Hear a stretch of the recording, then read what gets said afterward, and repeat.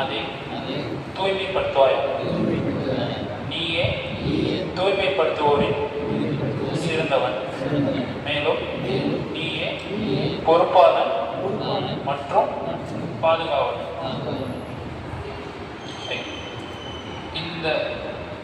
இந்த துவால தக்வா அப்படின்ற ஒரு சொல்லிடம் அப்படின்னா என்ன?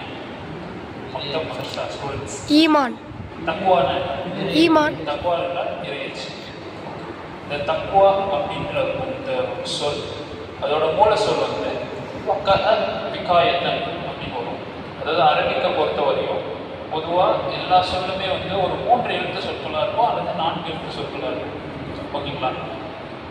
நம்ம இப்போ நீங்கள் குரானை ஓதும் போது பார்க்கலாம், எல்லாம் சிமிலராக இருக்க மாதிரி இருக்கும். இப்போ நம்ம உட்காந்துருக்க இடத்துக்கு பேர் என்ன? சொல்லுங்க. மஸ்ஜித். ஏன் மஸ்ஜித் பேர் இருந்துச்சு?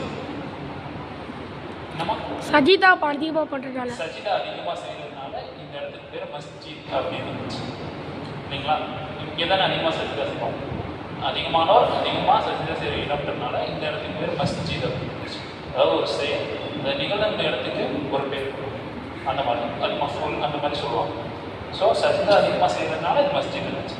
அதே போல் விகாயத்தன். விகாயா அப்படின்னா தன்னை ஒரு விஷயத்திலிருந்து தடுத்துக் கொள்ளுதல் அல்லது ஒரு விஷயத்திலிருந்து பாதுகாத்துக் கொள்ளுதல் அப்படி